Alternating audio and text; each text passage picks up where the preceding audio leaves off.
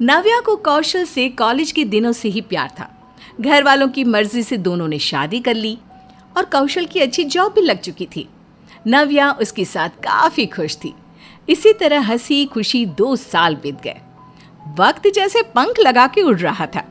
कौशल की माँ अनीता ने एक दिन कौशल और नव्या को अपने पास बुलाया। कौशल, नव्या, तुम दोनों को साथ में खुश देखकर बहुत अच्छा लगता है बेटा, लेकिन मैं ये कहना चाहती थी कि अब शादी को पूरे 2 साल हो चुके हैं। तुम्हें बच्चे के बारे में सोचना चाहिए। हाँ माँ, आप ठीक कहती हैं। हम भी इस बारे में सोच रहे थे। हाँ माँ, नव्या तो कब से बच्चे का प्लान किए बैठी है। वो तो बस मैं ही सोच रहा था कि थोड़ा और वक्त लिया जाए। अरे नहीं नहीं बेटा, वक्त क्या लेना। मैंने सुना है आजकल बड़ी परेशानी आती है। सही वक्त पे बच्चा हो जाए तो ठीक रहता है। कुछ दिनों के बाद माँ, मैं डॉक्टर के पास जा रही हूँ चेकअप के लिए। अरे क्या हुआ बहू? कितने दिन से मैं तुम्हें डॉक्टर के पास जाते हुए देख रही हूँ, पर अभी तक तो कोई खुशखबरी आई नहीं तुम्हारी। जी माँ, मैं भी इसी बात से परेशान हूँ, लेकिन क्या करूँ। थोड़ी देर बाद लौट आई हॉस्पिटल से। क्या कहा डॉक्टर ने बहू? क्या बताऊँ मम्मी जी, इस बार भी कोई गुड न्यूज़ नहीं है। अरे तो डॉक्टर से पूछना क्या बात है। क्या करें माँ, डॉक्टर ने थोड़ा वेट करने के लिए कहा है। कमरे में जाने के बाद पता नहीं क्या प्रॉब्लम है, एक बच्चा पैदा नहीं हो रहा। अरे तो इसमें आप और मैं क्या कर सकते हैं? क्या नहीं कर सकते? अब अगर बच्चा नहीं हुआ तो सारी जिंदगी ताने सुनने पड़ेंगे। परेशान क्यों हो रहे हो कौशल? ये सब हमारे बस में नहीं है, हम कुछ नहीं कर सकते। तुमने डॉक्टर से सीधे सीधे बात क्यों नहीं की कि आखिर प्रॉब्लम किस में है, तुम में या मुझ में? और उससे क्या होगा? मान लो अगर प्रॉब्लम मेरे साथ हुई तो? अरे तो पता तो चलना चाहिए ना किस पे प्रॉब्लम है। क्या सोच के शादी की थी और क्या हो गया। अरे परेशान मत हो और इस तरह की बात तो मत करो। कौशल नव्या की बात का कोई जवाब दिए बिना सो जाता है। नव्या भी उदास होकर सो जाती है।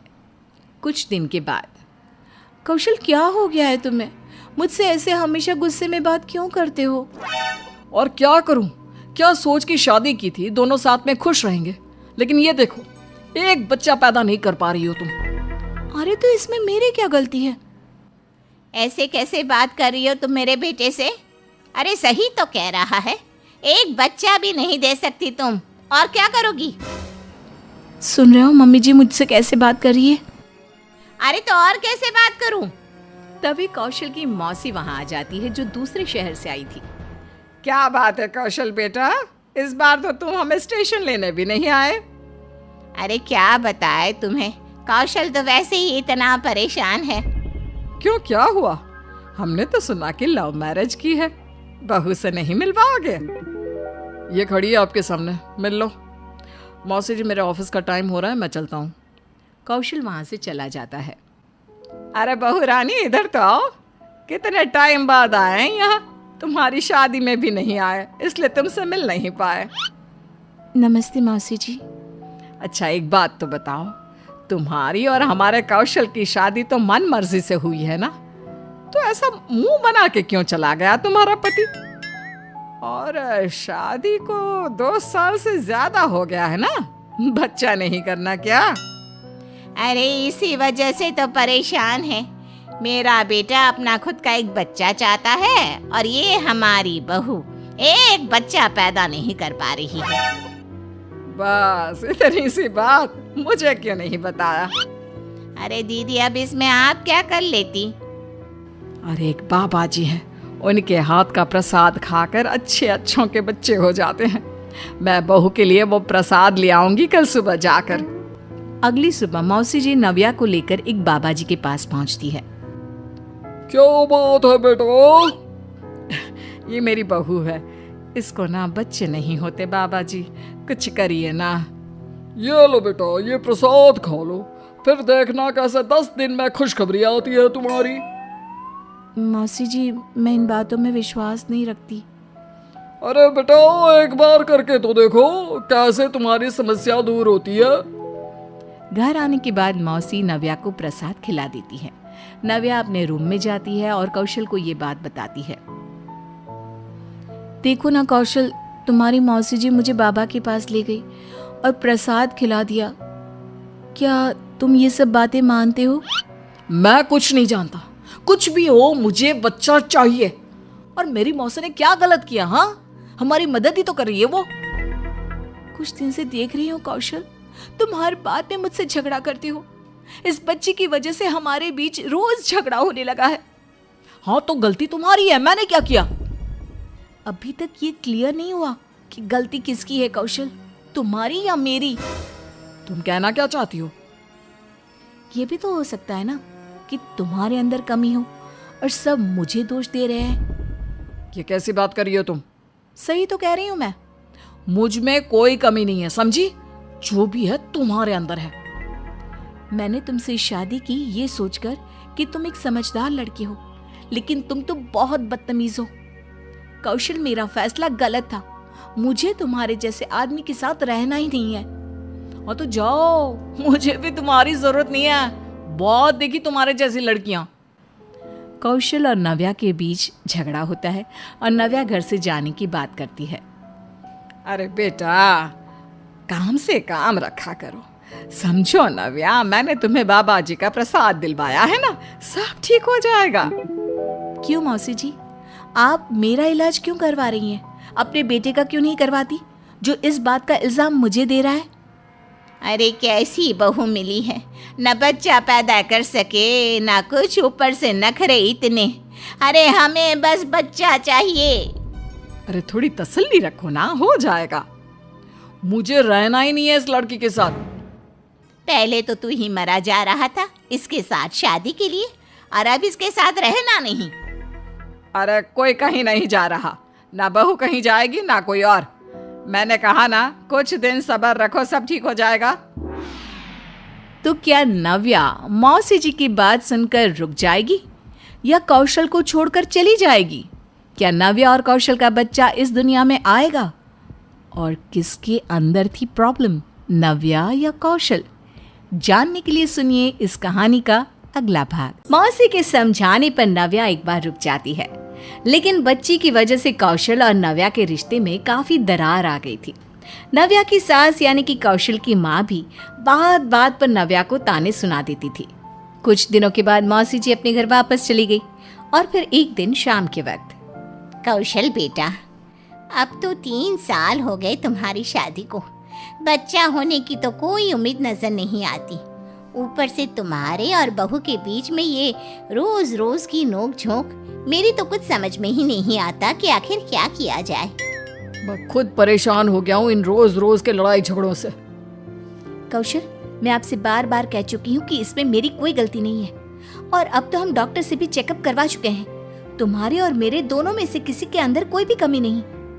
शायद भगवान की यही मर्जी है। हाँ, अब तो यही कह सकते हैं कि भगवान की मर्जी है।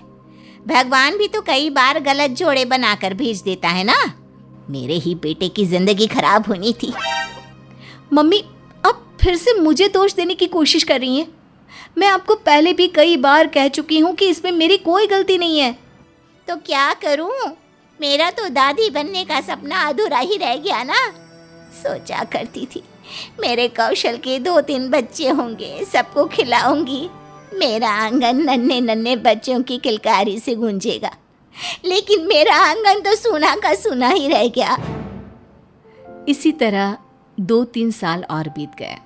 कौशल के चचेरे भाई आनंद के घर पर एक बेटे का जन्म हुआ और कौशल के चाचा ने ये बात बताने के लिए कौशल के घर फोन किया। अरे कौशल बेटा, खुशखबरी तुम्हें सुनानी थी। आनंद के जुड़वा बेटे हुए हैं। अब देखो, आनंद की शादी तुम्हारी शादी के 2 साल बाद हुई थी, लेकिन एक साथ 2 बच्चे हमारे घर आ गए। हम तो बहुत खुश हैं बेटा।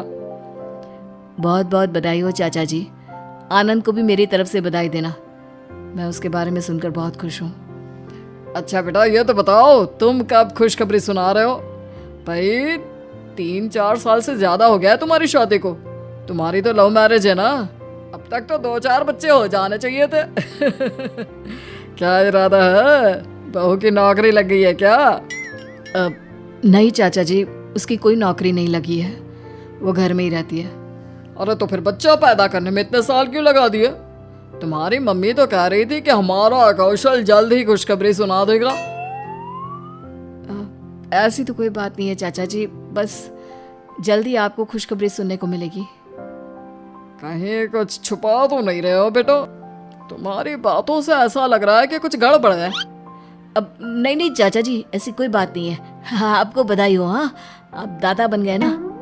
कौशल फोन तो रख देता है, लेकिन उसका मूड एकदम से खराब हो जाता है और उसका गुस्सा बहुत बढ़ जाता है। माँ, आपको पता है, चाचा जी मुझे फोन करके 10 बातें सुना रहे थे। आनंद के 2 जुड़वा बेटे क्या हो गए, वो तो मेरे पीछे ही पड़ गए। देख बेटा, अब तुझे ही कुछ करना पड़ेगा, ये मामला ही ऐसा है। नव्या से कुछ कहो तो मुंह फुलाकर बैठ जाती है। मेरी तो कुछ समझ में नहीं आ रहा, आखिर मैं क्या करूं? नव्या मुझे पसंद है माँ, लेकिन इस बच्ची की वजह से मेरी और उसकी इतनी लड़ाई होने लगी है कि बस पूछिए मत। जानती हूँ तुम दोनों तो तलाक लेने वाले थे। देखो बेटा, मुझे बच्चे की चाहत है, लेकिन तुम्हारा और नव्या का तलाक हो, मैं ऐसा भी नहीं चाहती। मैं गुस्से में बहुत कुछ कह चुकी हूँ, लेकिन सच कहूँ तो मुझे भी बुरा लगता है। तो आप ही बताइए माँ, मैं क्या करूं? आप कहें तो मैं बच्चा गोद लेकर आ जाता हूँ। मैं तो चाहती थी कि तुम दोनों का ही बच्चा इस घर में पैदा हो। तुम्हारी मौसी ने तो दवाई भी ला कर दी थी, लेकिन उससे भी कुछ नहीं हुआ। मैं उससे ही फ़ोन करके पूछती हूँ, शायद वो कोई उपाय बता दे। कैसी हो दीदी? दीदी, अब आप ही कुछ बताओ ना। कौशल और नव्या का बच्चा अभी तक इस दुनिया में नहीं आया। आपने तो दवाई भी बताई थी। देखो, एक आश्रम है, तुम कौशल और नव्या को 4-5 दिन के लिए वहाँ पर भेज दो। आश्रम का मतलब ऐसा है कि वहाँ पर कोई भी पति पत्नी जाकर रुक सकते हैं और आराम से शांति से रह सकते हैं। उसके बाद देखना सब कुछ ठीक हो जाएगा। लेकिन उन दोनों के बीच तो आजकल बहुत झगड़े होते हैं दीदी। वो भला वहाँ पर रुकने को क्यों जाएंगे? देखो, जब वो घर से निकले ना, तो तुम उन्हें ये बात समझा देना कि वहाँ जाकर उनको झगड़ा नहीं करना है, पहले की तरह प्यार से रहना है। अब अगर वो अपना बच्चा चाहते हैं तो इसका यही एक तरीका है, क्योंकि उस आश्रम की यही खास बात है कि अगर वहाँ पर आने के बाद भी पति पत्नी झगड़ा करते हैं तो फिर उन्हें कभी संतान नहीं होती। ये तो आपने बहुत अच्छी बात बताई दीदी। मैं आज ही कौशल से कहती हूँ और नव्या और कौशल को वहाँ पर भेज देती हूँ। शाम के वक्त कौशल की माँ कौशल और नव्या को अपने पास बुलाती है और उस आश्रम के बारे में बताती है। ठीक है माँ, मैं नव्या के साथ वहाँ जाने को तैयार हूँ, लेकिन इसके बाद मैं इस तरह का कोई उपाय नहीं करूँगा। मैं भी इस मामले से बहुत परेशान हो चुकी हूँ मम्मी जी। आपके कहने पर वहाँ जा रही हूँ, लेकिन इसके बाद किसी भी बाबा या किसी भी आश्रम का सहारा लेने की कोई ज़रूरत नहीं है। हमारी किस्मत में बच्चा है ही नहीं। अच्छा ठीक है। देखो, अब जैसा मौसी जी ने बताया है उस बात का ध्यान रखना। वहाँ जाकर तुम दोनों को आपस में बिल्कुल भी झगड़ा नहीं करना है, वरना जिंदगी भर हम बच्चे के सुख से वंचित रह जाएंगे। अपनी सास की बात मानकर नव्या कौशल के साथ उस आश्रम की तरफ चली जाती है। नव्या और कौशल उस आश्रम में कुछ दिन रहते हैं। 2-3 दिन के बाद उस आश्रम के शांत माहौल में कौशल और नव्या का गुस्सा भी शांत हो जाता है और वो एक दूसरे के साथ दोबारा पहले की तरह प्यार से रहने लगते हैं। 1 सप्ताह वहां बिताने के बाद वो लौट कर घर आते हैं। नव्या, बहुत दिन हो गए, तुम्हारे हाथ की दाल मखनी नहीं खाई, आज प्लीज बना दो ना। अरे तो आपने पहले क्यों नहीं कहा? आप पहले कहते हैं तो मैं कब का बना देती। क्या नव्या, इतने दिन से याद नहीं आया और आज बहुत मन कर रहा है। ठीक है, आज जब आप ऑफिस से लौट कर आएंगे ना, तो आपकी फेवरेट दाल मखनी और लच्छा पराठा दोनों तैयार रखूंगी। Thank you so much. अब ऑफिस के लिए निकलता हूँ, तुम अपना ख्याल रखना। कौशल के जाने के बाद माँ मन ही मन सोचती है, बच्चे का तो पता नहीं, लेकिन जब से ये दोनों आश्रम से लौट कर आए हैं, खुश नजर आते हैं। भगवान सब कुछ ठीक करना। मैंने भी अपनी बहू को पता नहीं क्या क्या सुना दिया था, उस बात के लिए मुझे माफ कर देना प्रभु।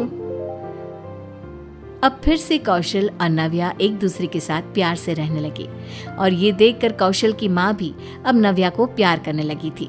वो उसे डांटती भी नहीं थी और बच्चे के लिए ताना भी नहीं देती थी।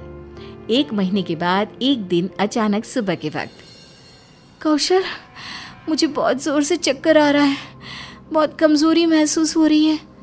क्या बात है नव्या, लगता है तुमने रात को ठीक से खाना नहीं खाया। पता नहीं कौशल, लेकिन मैं बिस्तर से उठ भी नहीं पा रही हूँ। आप प्लीज़ डॉक्टर को बुला दीजिए। एक काम कर बेटा, अपने पड़ोस में जो लेडी डॉक्टर रहती है ना, उसे बुला ला।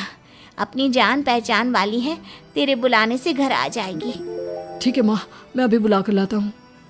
थोड़ी देर के बाद कौशल के पड़ोस में रहने वाली लेडी डॉक्टर कौशल के घर आती है। देखिए जी, बहू को क्या हो गया, कमजोरी लग रही है और चक्कर भी आ रहे हैं। एक मिनट, मुझे ज़रा चेक करने दीजिए। सब ठीक तो है ना डॉक्टर साहब? नव्या की तबीयत? ठीक नहीं, सब कुछ बहुत अच्छा है। आप पापा बनने वाले हैं और आप दादी। आपकी बीवी नव्या पेट से हैं, माँ बनने वाली है। बधाई हो आपको। ये आप क्या कह रही हैं डॉक्टर मैडम? क्या सच में नव्या माँ बनने वाली है? और नहीं तो क्या मैं आपसे झूठ बोलूँगी? अब जल्दी से मेरे घर मिठाई भिजवा दीजिएगा। मैं जा रही हूँ, मुझे हॉस्पिटल जाना है, लेकिन आपकी मिठाई का इंतज़ार रहेगा। डॉक्टर के जाने के बाद मुझे तो इस बात पर विश्वास ही नहीं हो रहा कि सब कुछ ठीक हो गया है। हाँ माँ, मेरा और नव्या का बरसों का सपना पूरा होने वाला है। हमारा बच्चा इस दुनिया में आने वाला है।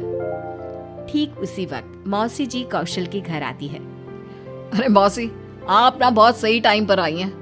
अब आप यहाँ रहकर खूब सारी मिठाई खाइए। जान दिया, आप नव्या माँ बनने वाली है। मैं तो अच्छी तरह जानती थी बेटा, इसीलिए तो तुम्हें आश्रम भेजा था। मौसी, उस आश्रम में सच में कोई मैजिक है क्या? आश्रम में कोई मैजिक नहीं। वो आश्रम तो ऐसा ही है जैसे दूसरे आश्रम होते हैं। लेकिन तेरे और कौशल के बीच परेशानी क्या थी मालूम है? कौशल बहुत तनाव में आ गया था इस बात को लेकर कि वो बाप नहीं बन रहा, और ऐसा ही कुछ तेरे साथ भी हो रहा था। और जानती हो बहू, तनाव की वजह से भी कभी कभी बच्चा नहीं होता। इसलिए मैंने तुम दोनों को आश्रम भेजा। पहले जब तुम दोनों तलाक लेने वाले थे तब भी मैंने तुम्हें इसीलिए रोक लिया था कि ये परिस्थिति कुछ समय की है, सब कुछ चला जाएगा। मैंने भगवान से प्रार्थना की और भगवान ने मेरी सुन ली। अरे बेटा, बहुत खुश हूँ मैं तेरे लिए। थैंक यू मौसी जी, आपकी समझदारी की वजह से आज हमें एक सबक सीखने को मिला और साथ में हमारे आने वाले बच्चे की खुशखबरी भी मिली।